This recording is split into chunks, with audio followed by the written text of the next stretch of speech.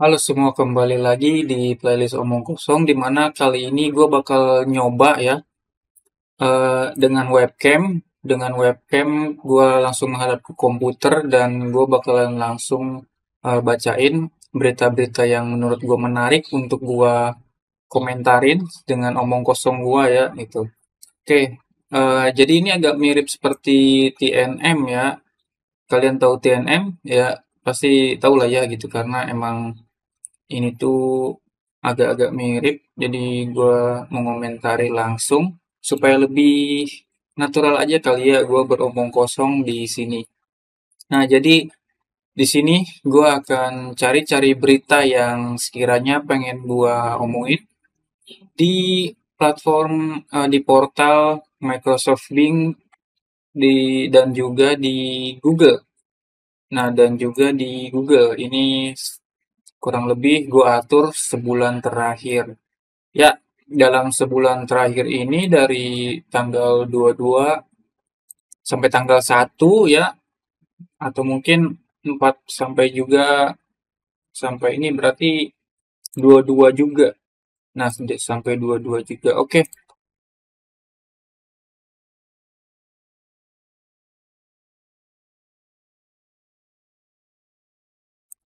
langsung aja dimulai dari berita pertama yang ini cukup cukup apa ya? Bisa dibilang cukup bagus ya, karena gua dulu itu di video-video sebelumnya gua tuh selalu bilang gitu ya, Pandeglang tuh harusnya punya sebuah platform, sebuah portal aduan masyarakat, di mana masyarakat tuh nggak perlu ngadu gitu, nggak perlu ngadu ke IG-IG info Pandeglang, Pandeglang eksis, dan IG apa homeless media lainnya gitu untuk memviralkan keluh kesahnya tentang Pandeglang, yang mana itu tuh bakal ngerusak nama Pandeglang, menjelek-jelekin reputasi Pandeglang gitu. Dan semoga ya gitu, dengan adanya satu satu akun ini, lapor Wabub Iing, ini masyarakat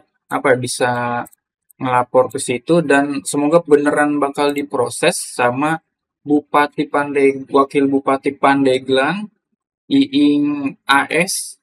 Nih, jadi banyak aduan masyarakat gitu dan masukan masyarakat. Karena itu saya berinisiatif membuat akun Instagram lapor Wabub Iing, kata Iing dalam video gitu.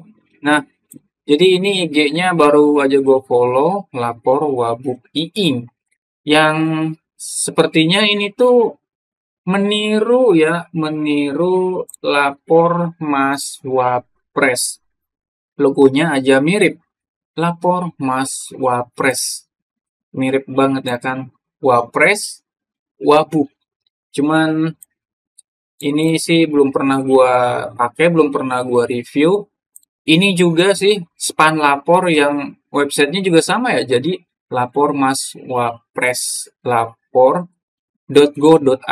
Sementara ini ID udah langsung aja gitu, nggak ada dot lapor, go ID gitu.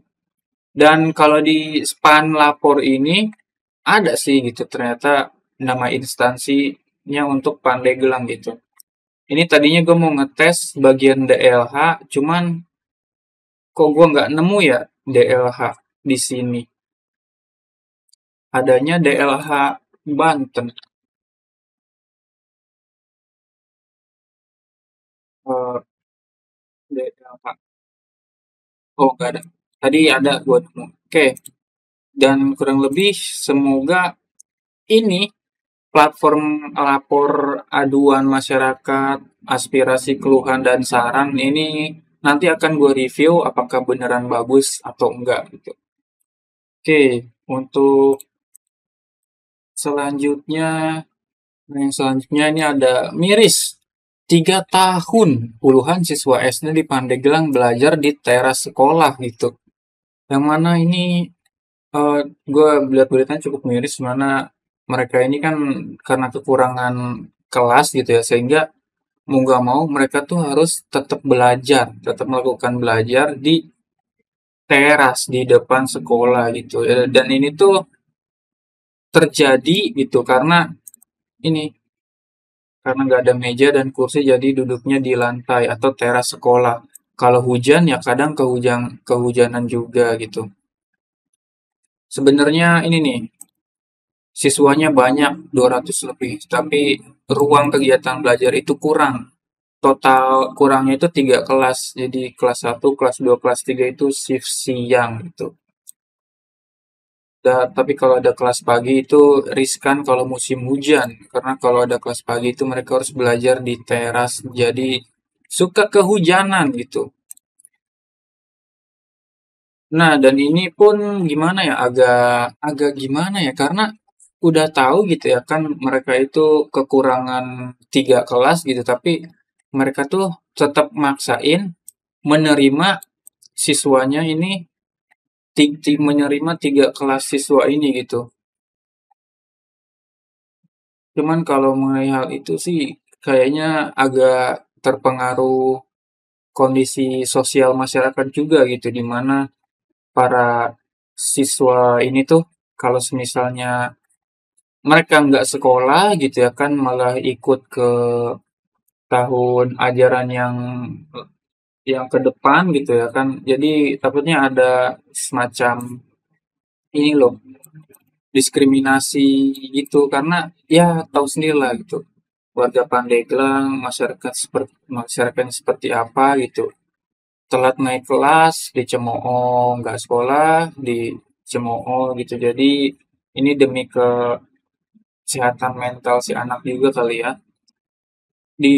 Tetap tetap dipaksa gitu untuk mereka sekolah gitu. Nah, jadi eh, ini juga ada sedikit, setidaknya di perihal sekolah ini tuh pemerintah Pandeglang itu sedang melakukan renovasi ratusan gedung sekolah. Kurang lebih 30% gue lihat di berita lain. Jadi mereka mengalokasikan dana sekitar 75 miliar untuk membangun atau merenovasi gedung-gedung pendidikan yang ada di Kabupaten Pandeglang itu. Nah, jadi ini kan nih sekitar 30% atau 300 sekolah dari 1.000 sekolah di Pandeglang ini yang ada di Pandeglang itu 30%-nya itu mengalami kerusakan. Berarti kalau misalnya per sekolah ada 3 kelas yang rusak, berarti 90 ruang kelas perlu diperbaiki itu. Dan apakah anggaran RP 70 miliar ini cukup? Dan ini katanya tidak akan cukup ya untuk mengakomodasi seluruh kebutuhan perbaikan sekolah di Pandeglang gitu. Nah, di saat ini juga gitu, mereka tahu 75 miliar itu tidaklah cukup gitu. Ini ada di ini nih, Dinas Pendidikan. Nah, ini nih, Dinas Pendidikan, Pemuda dan Olahraga Kabupaten Pandeglang melangsungkan gelar kegiatan di hotel mewah, cuy. Ini judulnya meski ada efisiensi anggaran, Didikpora Pandeglang gelar kegiatan di hotel berbintang. Nah, diketahui berdasarkan pantauan radar Banten, ini kegiatan yang diadakan di Dikpora ini digelar di hotel berbintang, merupakan rangkaian kegiatan pembukaan festival dan lomba seni siswa nasional atau FLS 3N, tingkat sekolah dasar se-Kabupaten Pandeglang. Dan menurut mereka sih gitu ya, kegiatan mereka ini itu tidak melanggar perintah presiden untuk efisiensi anggaran gitu menurut mereka. Karena nih, Nono Soekarno berdalih bahwa kegiatan festival lomba seni dan sastra ini yang digelar di hotel mewah tidak terdampak instruksi Presiden nomor 1 tahun 2025 tentang efisiensi anggaran. Menurut Nono, acara tersebut didanai langsung oleh APBDN melalui Dana Bantuan Operasional Satuan Pendidikan (BOSP) yang langsung masuk ke rekening sekolah.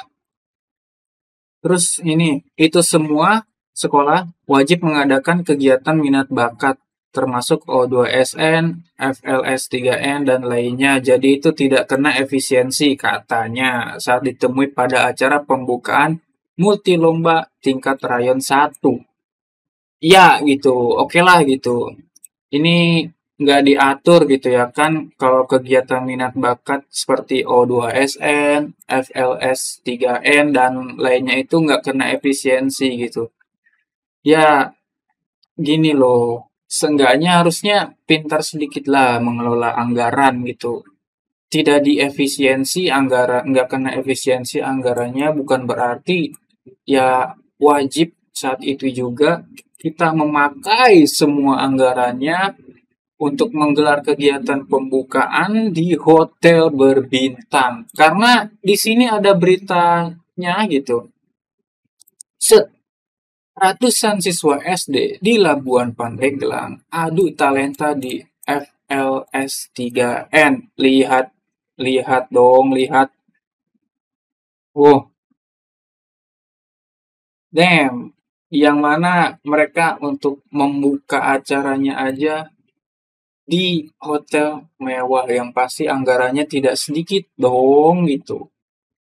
Kenapa anggarannya itu seenggaknya bisa dipakai untuk kebutuhan yang lebih lebih baik gitu atau yang lebih apa ya lebih bermanfaat dan lebih membutuhkan gitu seperti yang ngebantu ngebantu ini loh menambah menambah anggaran untuk perbaikan sekolah itu atau ya memperlengkap fasilitas di sekolah-sekolah yang belum lengkap gitu dibandingkan anggarannya itu dihabiskan untuk menggelar kegiatan pembukaan lomba di hotel berbintang.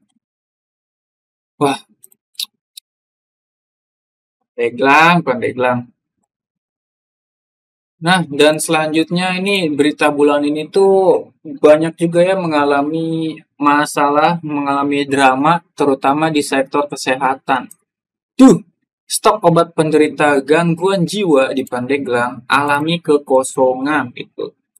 Oh ya, sebelum kita bahas ini ada sebuah berita yang cukup gokil ya, di mana nih, pastikan pelayanan berjalan baik. Jadi, Wabub Pandeglang akan berkantor di RSUD Berkah.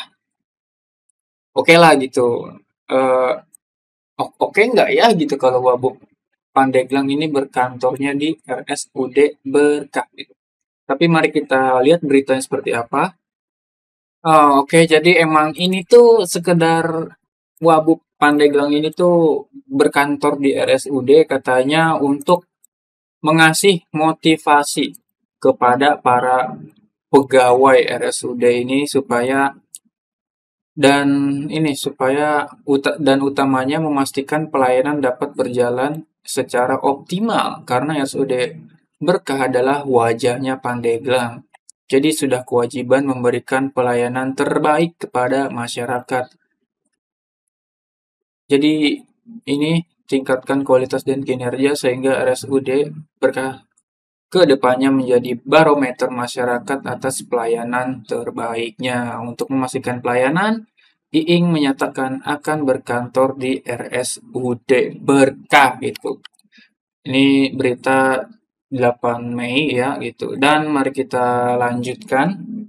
Kira-kira setelah berkantor di RSUD Pandeglang, ada apa sih? Tadat, besoknya, stok obat penderita gangguan jiwa di Pandeglang alami kekosongan gitu. Jadi stok obat bagi pasien penderita gangguan jiwa atau ODGJ di unit pelaksana teknis Gudang Farmasi Kabupaten Pandeglang mengalami kekosongan. Kekosongan tersebut hasil berdampak pada distribusi obat ke berbagai unit pelayanan kesehatan di wilayah Pandeglang. Obat yang kosong di kita adalah obat program jiwa yang di dropping dari pusat, yakni Kementerian Kesehatan. Jadi di sini stoknya kosong, kata Arif saat dihubungi melalui telepon. Arif juga menjelaskan saat ini hanya ada satu jenis obat yang tersedia untuk program jiwa. Padahal biasanya ada ribuan obat yang harus disuplai. Well, dari ribuan obat hanya ada satu jenis obat. Biasanya ada ribuan item, tapi sekarang hanya ada satu atau dua item. Padahal yang harus terpenuhi ada 5 atau 6 item. Oh, dan ternyata kekosongan stok obat ini itu udah berlangsung sejak awal tahun 2025 dan hingga kini belum ada tanda-tanda pemenuhan gitu. Oh wow, dan selain masalah obat juga, ini Pandeglang pun kekurangan dokter. Pelayanan kesehatan sulit ditingkatkan gitu. Dan di berita lainnya, dan dalam berita lainnya juga nih, di mana Pandeglang itu kekurangan dokter, terus juga, nah ya, ada dua ya dari Tangsel Pos ID, rumah sakit di Pandeglang kekurangan dokter. Pihak Ikatan Dokter Indonesia Cabang Pandeglang menilai tenaga dokter di Kabupaten Pandeglang masih terbatas. Terus juga menilai fasilitas kesehatan di Pandeglang perlu ditingkatkan. Ini perlu kita evaluasi kenapa banyak sekali dokter yang tidak mau bekerja di Pandeglang. Oh, wow. Ya, oke deh. Menurutnya fasilitas kesehatan di Pandeglang perlu ditingkatkan dan termasuk budaya kerja yang mendukung tenaga medis. Fasilitas kesehatan dan budaya lingkungan kerja di sini perlu ditingkatkan. Saat ini, banyak puskesmas di Pandeglang yang tidak dipimpin oleh dokter, melainkan oleh perawat atau bidan. Meskipun secara aturan diperbolehkan, dia menilai hal itu mencerminkan kurangnya tenaga dokter di wilayah tersebut. Seharusnya di setiap puskesmas itu ada 5 dokter atau lebih, tapi kenyataannya di sini paling banyak cuma 2. Akhirnya, pelayanan kesehatan lebih banyak ditangani oleh perawat dan bidan. Oh, ini ada tanggapan nih. Sementara Kepala Dinas Kesehatan Kabupaten Pandeglang, Eni Yatim mengungkapkan, saat ini di Pandeglang ada sebanyak 25 dokter. Dikit nggak sih kalau untuk Pandeglang cuma ada 25 dokter? Jadi dari 25 dokter ini kalau tidak salah yang berstatus pegawai negeri itu ada 18 orang. Sisanya merupakan dokter tamu. Sebenarnya itu sudah cukup. Tidak harus dokter negeri saja. Dokter tamu juga kita hitung untuk pemenuhan di rumah sakit.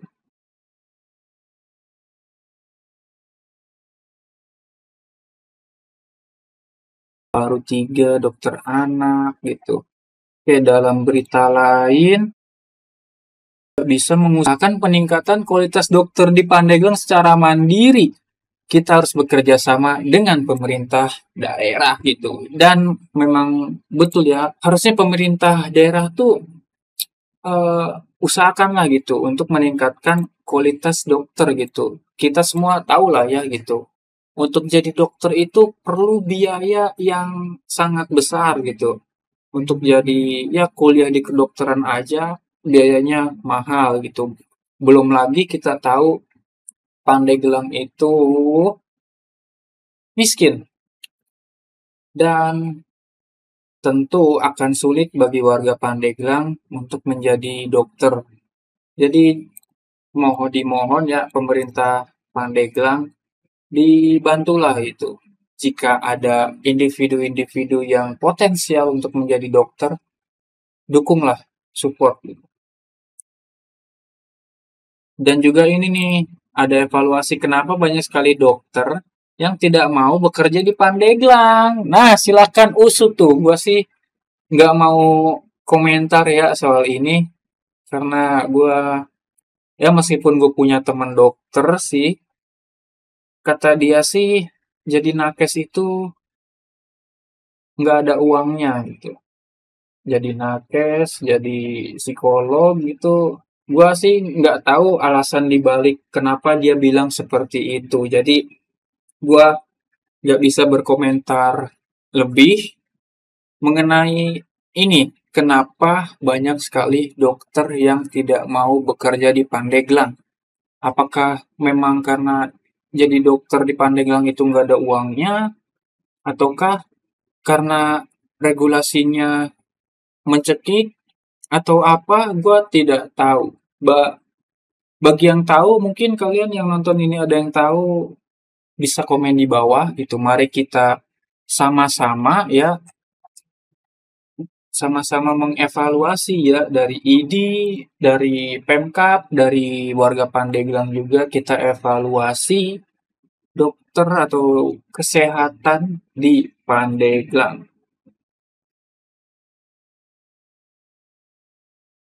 Konvoi kelulusan bawah sajam di Pandeglang, 47 pelajar diamankan gitu. Ya, ada berita viral di media sosial, ada iring-iringan gitu. Ini anak pelajar lulusan SMK SMA dan ini cukup meresahkan. Jadi mereka tuh konvoi merayakan kelulusan gitu. Ini nggak tahu karena apa mereka berkonvoi seperti itu. Apakah bentuk protes karena wisuda ditiadakan gitu atau apa gitu? Kayaknya ini emang gaya-gayaan mereka aja gitu. Karena akhirnya lulus gitu, mereka jantan, mereka hebat gitu. Dan mereka konvoy gitu ya kan. Harusnya sih mereka-mereka sih itu yang emang apa ya, dimasukin ke barak gitu, yang sangat disayangkan. Mereka ini udah lulus gitu sehingga mereka ini nggak bisa dimasukkan ke barak gitu. Ini ada berita tambahan lainnya, lakukan revitalisasi. Posyandu di Banten harus terapkan standar pelayanan minimal. Semua berfokus dalam meningkatkan pelayanan kesehatan kepada warganya. Salah satu upayanya yakni melakukan revitalisasi pelayanan di posyandu. Revitalisasi posyandu diharapkan dapat mengatasi persoalan keterbatasan akses kesehatan primer di masyarakat, kata Tinawati Andrasoni dalam rapat koordinasi tim pembina posyandu Pandeglang di Aula Kapulso Cafe. Dalam upayanya, kata Tinawati, dukungan sinergi seluruh stakeholder diharapkan memberikan dukungan mulai dari pelatihan.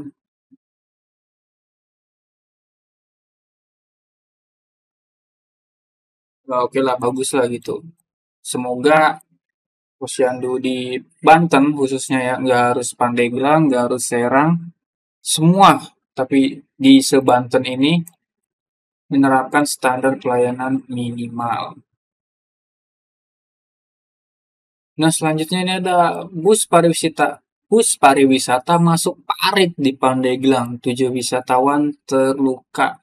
Kecelakaan bus di Jalan Saketi Labuan, tepatnya di Kampung Gonggong, Desa Cipicu, Kecamatan Cikedal, Kabupaten Pandeglang, Banten. Bus itu terguling setelah diduga menyenggol kendaraan lain. Oke, jadi karena ini kejadiannya di sore hari, gue tadinya mau berkomentar sih mengenai, wah ini akibat jalannya rusak gitu, atau ini akibat dari PJU-nya nggak ada gitu. Karena di Jalan Saketi Labuan ini memang minim penerangan, ciusan deh. Di Jalan Saketi ke Labuan ini minim penerangan. Dan juga ini kayaknya nggak tahu sih ya berita selanjutnya gimana. Apakah karena salah si sopir bis ini yang sengaja ngebut-ngebutan gitu ya kan. Cuman kita lanjut aja ngomongin jalan rusak di Pandeglang. Udah 20 tahun warga Cigelis, Pandeglang, urunan perbaiki. Jadi di ini kurang lebih ada tiga kampung Pandeglang iuran swadaya perbaiki jalan rusak. Yang tadi di Cigelis, terus ini ada desa Kadu Belakang, Kecamatan Mekarjaya, dan satu lagi di Cadasari. Mereka semua swadaya. Keren banget. Kompak swadaya. Ini nunggu dari kabupaten sudah beberapa kali ajukan perbaikan jalan. Nggak ada info kejelasannya. Akhirnya masyarakat inisiatif swadaya nambalin yang bolong parah. Jelas inung gitu. Nah, Gue pun akan coba ya ke IG-nya lapor Wabub Iing ini. Apakah ketika gue lapor untuk memperbaiki jalan, nggak ada info dari kejelasannya? Nanti gue coba review ya. Oke, selanjutnya ini ada berita yang cukup membahagiakan gitu, di mana Anies Baswedan resmikan jembatan titian persatuan di Pandeglang gitu. Jadi ini adalah bantuan inisiatif dari Pak Anies Baswedan untuk membantu masyarakat Pandeglang yang membutuhkan jembatan.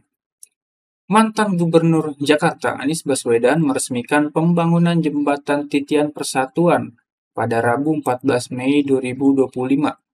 Jembatan di Kecamatan Cibaliung, Pandeglang, Banten ini dibangun hasil kolaborasi berbagai unsur sebagai respon permintaan dari masyarakat setempat yang membutuhkan akses yang lebih baik.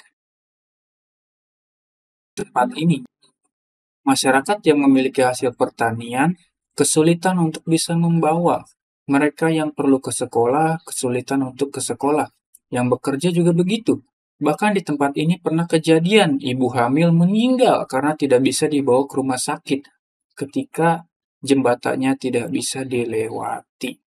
Salah seorang warga mengaku sangat senang karena jembatan yang menghubungkan antar kampung dan desa di wilayahnya akhirnya bisa diperbaiki. Ia menyebut sebelum diperbaiki warga kesulitan untuk beraktivitas lantaran kondisi jembatan yang mengalami rusak parah. Buset, ini sejak kapan jembatannya rusak gue belum tahu, tapi pada akhirnya ini telah berhasil diperbaiki meskipun gue nggak tahu sih ini kolaborasinya dengan pemerintah setempat atau enggak gitu, tapi terima kasih Anies Baswedan sudah membantu warga Pandeglang yang kesulitan yang yang kesulitan mengakses gitu ya, mengakses jalan yang ke sekolah apa ini nih ya, yang perlu ke sekolah untuk sekolah yang bekerja untuk bekerja, terus para petani sulit membawa hasil hasil taninya gitu. Saya ucapkan terima kasih lagi untuk Pak Anies atas bantuannya. Oke,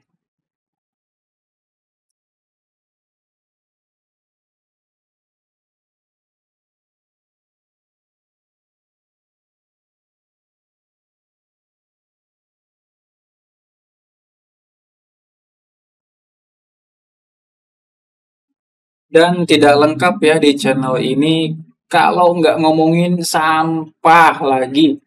Capaian retribusi sampah di Pandeglang baru 20,8%. Oh ini foto di alun-alun. Ini DLH Pandeglang. Oke. Besaran kontribusi retribusi persampahan di Kabupaten Pandeglang sampai bulan Mei baru mencapai 670 juta atau setara 20,8% dari target yang ditetapkan.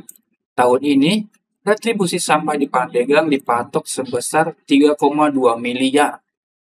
Dan sampai dari awal tahun sampai bulan Mei ini baru 670 juta.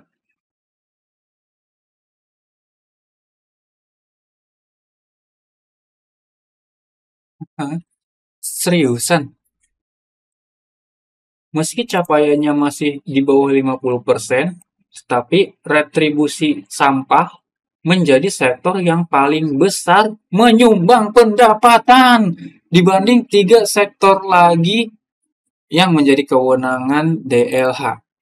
Oh wow, DLH punya sektor apa lagi ya? Bisa-bisanya retribusi sampah itu yang menjadi rektor yang paling besar menyumbang pendapatan.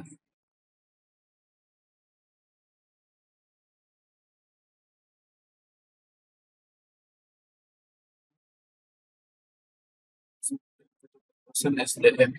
Saat ini pelayanan retribusi sampah baru mencakup 22 kecamatan dari 35 kecamatan yang ada di Pandeglang. Lagi-lagi baru 22 dari total 35 kecamatan Iya, ada kendala terutama dari segi sarana prasarana, jumlah SDM-nya kurang, itu BBM-nya hingga kami menjangkau seluruh kecamatan. Selain sampah, DLH juga memungut retribusi penyedotan kaskus dengan target 36 juta, tapi baru terrealisasi 4 juta atau 11,7% untuk pelayanan tempat rekreasi dan olahraga di alun-alun Pandeglang. Dari target 25 juta baru terkumpul 2 juta atau 7,9%. Retribusi laboratorium yang ditargetkan 180 juta hingga kini baru 10 juta, 8%. Oh, oke. Jadi dari sektor sampah, retribusi penyedotan kasus, dan satu lagi laboratorium. Ini laboratorium keren juga, DLH punya laboratorium. Ini maksudnya apa ya? Laboratorium apa ya? Dan gue sih uh, kurang ngerti sih ya, retribusi ini mereka dapat dari mana gitu. Dan kayaknya kalau misalnya yang pernah diomongin sebelumnya gitu ya kan, contohnya di kampung sini, di mana warga-warganya itu males bayar, nggak mau bayar tukang kebersihan ini untuk mengangkut sampah di kampung sini ya gitu. Dan kayaknya ini ya itu dia gitu. Selain dari retribusi yang digaji oleh pemerintah gitu, dibayar oleh warganya, warganya pun enggan ngebayar mereka gitu, enggan ngebayar kebersihan. Mungkin karena sentimennya udah negatif kali ya, dipalak mulu gitu ya kan, uang kebersihan, uang kebersihan, uang kebersihan. Gua nggak tahu itu ada korelasinya atau enggak, tapi kira-kira gimana ya supaya warga Pandeglang ini aware gitu, sadar gitu akan pentingnya kebersihan gitu. Padahal mayoritas mereka kan beragama ya, kita tahu itu, dan agama pun mengajarkan kebersihan itu. Ini entah apa yang salah gitu. Tapi dari berita-berita yang gue baca ini ada sedikit berita yang cukup cukup oke gitu, karena isinya berupa langsung kritik gitu. Cukup kritis lah ya isi beritanya, yaitu pola pikir jadi tantangan Pemkab Pandeglang dalam entaskan kemiskinan. Yoi, pola pikir. Pemerintah Kabupaten Pandeglang terus mengupayakan penurunan angka kemiskinan. Namun, berbagai tantangan sosial dan struktural masih menghadang. Kepala Bapeda Pandeglang Sutoto menyebut bahwa perubahan pola pikir masyarakat dan peran aktif pemangku kepentingan lokal menjadi kunci keberhasilan program pengentasan kemiskinan. Salah satu hambatan terbesar adalah rendahnya motivasi penerima bantuan sosial untuk lulus dari kategori miskin. Banyak di antara mereka menganggap bantuan sosial sebagai penghasilan tetap dari pemerintah. Pendamping PKH seharusnya mendapat insentif jika berhasil meluluskan penerima bantuan menjadi masyarakat berbudaya, kata Sutoto. Ia juga menyoroti pentingnya peran kepala desa dalam menentukan kebijakan pemberdayaan masyarakat di wilayah masing-masing. Di desa itulah bisa diukur seberapa besar penerima bansos dapat digraduasi menjadi mandiri. Program pemberdayaan seperti pelatihan keterampilan dan bantuan modal kini diutamakan ketimbang bantuan konsumtif. Ini bagus ya, bantuan modal kini diutamakan ketimbang bantuan konsumtif.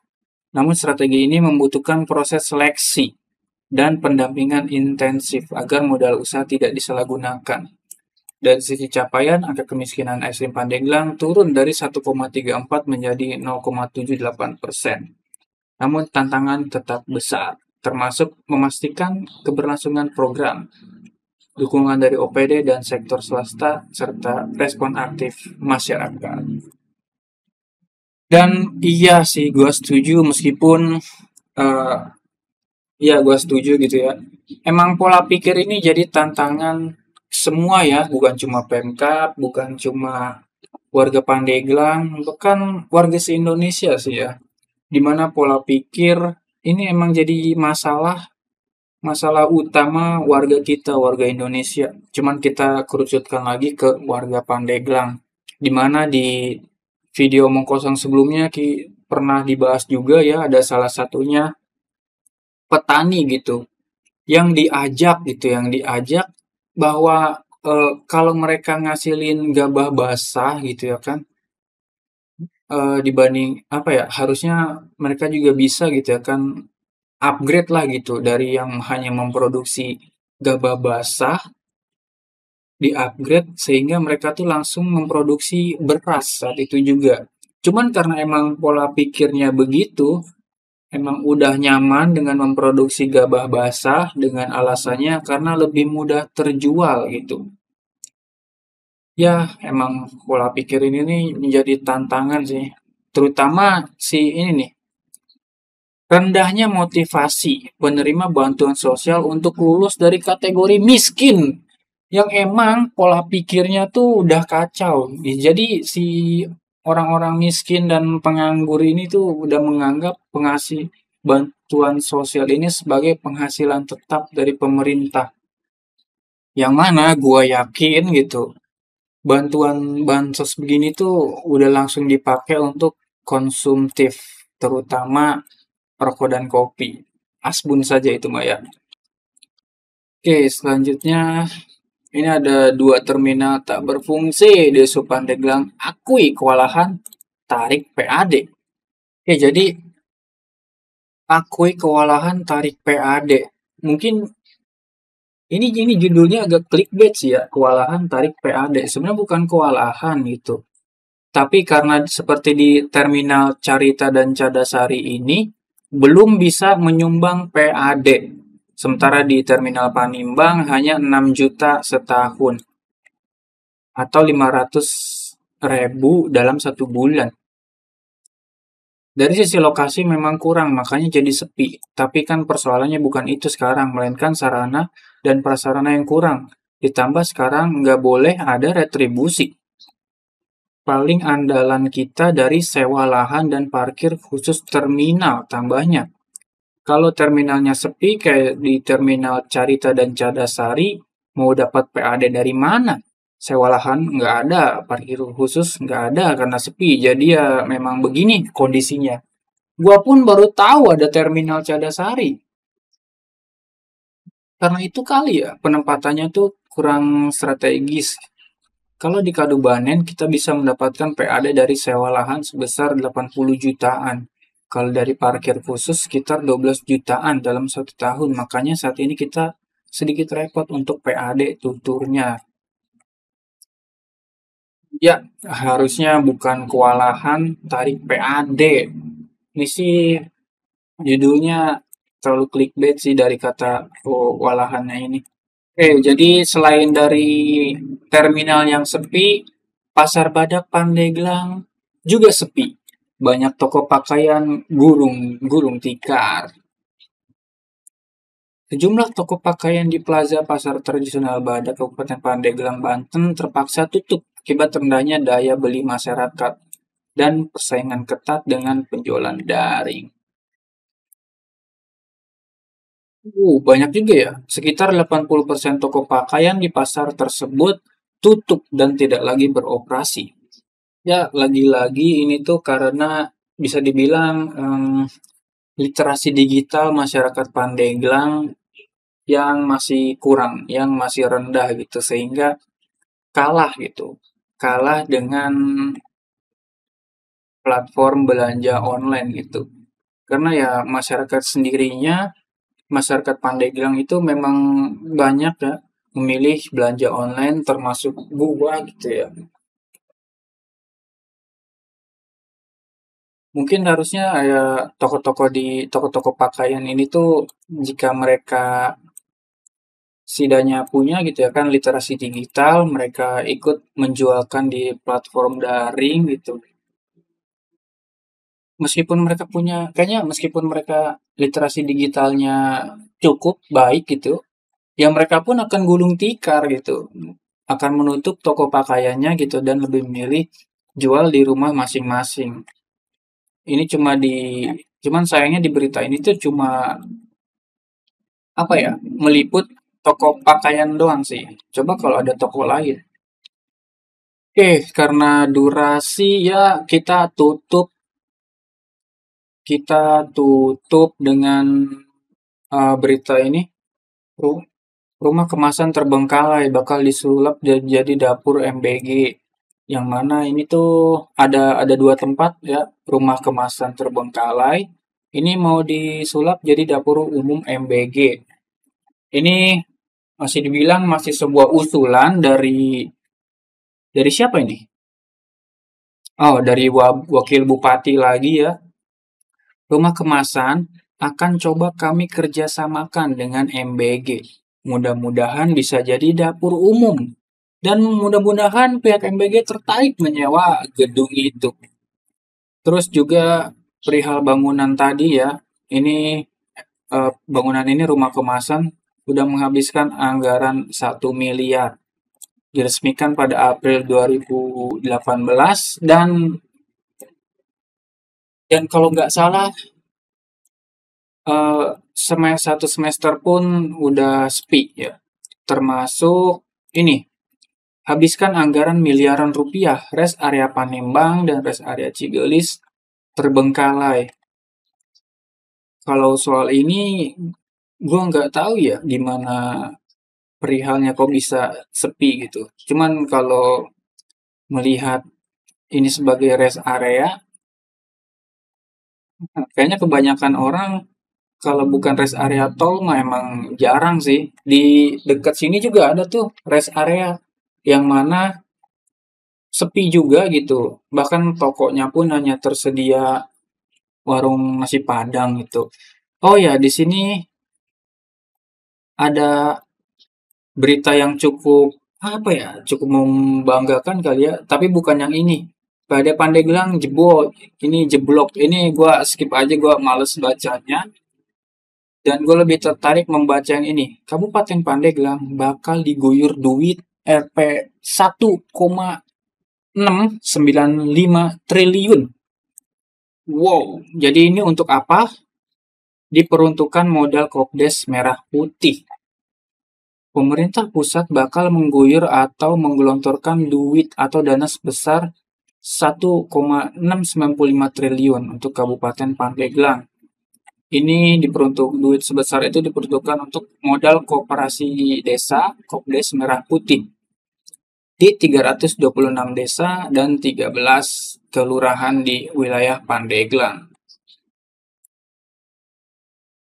Jadi Kopdes Merah Putih akan menerima anggaran sebesar 5 miliar. Dari 5 miliar itu jadi Kabupaten Pandeglang dapat mendapatkan 1,695 triliun. Jadi maksudnya sekitar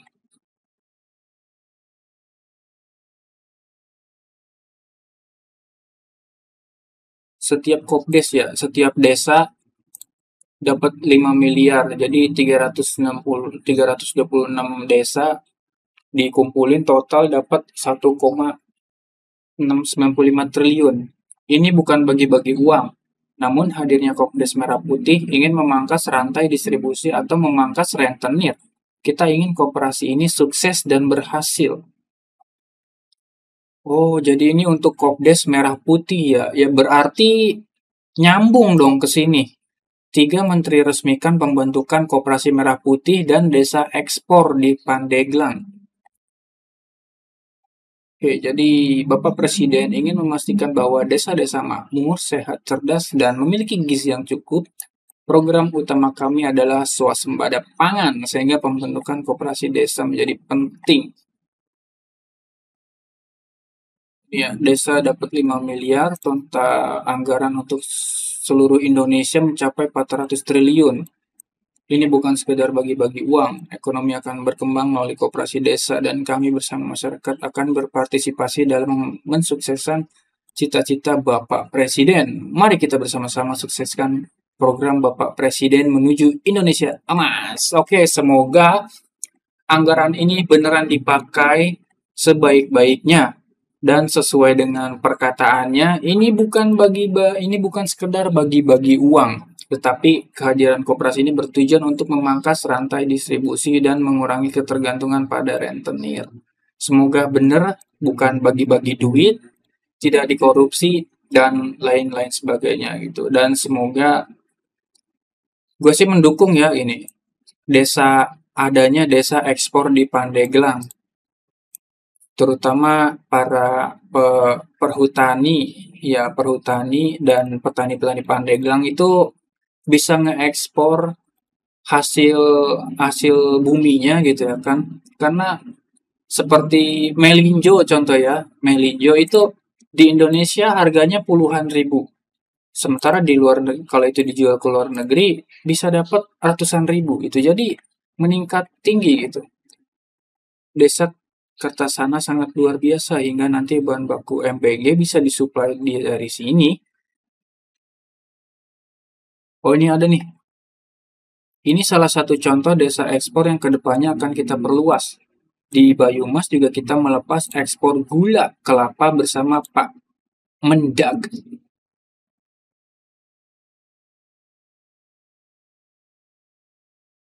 Oke, ini baru satu ya. Baru satu di Banyumas yang ekspor gula kelapa bersama Pak Mendag. Semoga makin banyak desa ekspor di Pandeglang.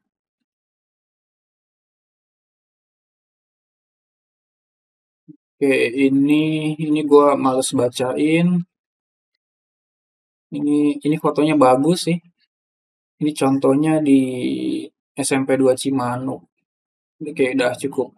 Ini gua udah habis suaranya. Oke, yang terakhir, ini seriusan terakhir sebuah ngakak ya. Job fair di Pandeglang terancam batal. Disnaker Trans mengaku terkendala anggaran. Dinas Disnaker Trans Kabupaten Pandeglang berencana menggelar job fair untuk membuka peluang kerja bagi masyarakat. Namun pelaksanaannya belum bisa dipastikan karena terkendala masalah anggaran. Jadi ini sebelumnya, job fair sebelumnya tidak berjalan seharapan meskipun diikuti oleh 15 perusahaan. Jumlah rekrutmennya yang terjadi tidak mencapai target. Awalnya 50 lowongan, tapi bisa berkurang jadi 10 saja. Terus juga kita akan memastikan perusahaan membuka kuota minimal 10 orang. Itu di kita. Di Snaker Transnya, job fair di Pandeglang yang diadakan oleh Disnaker Trans mengaku terkendala anggaran. Sementara tetangga kita di Lebak kan angka pengangguran. Disnaker akan bekali pencari kerja keahlian komputer hingga otomotif. Nah, dia mengatakan Pemkab Lebak melalui Disnaker sengaja mengalokasikan anggaran biaya penyelenggaraan pelatihan bagi masyarakat yang ingin memiliki keahlian sesuai dengan kebutuhan kekinian yang diperlukan. Beda ya dengan di kita yang mana terkendala anggaran gitu di Snaker Transnya.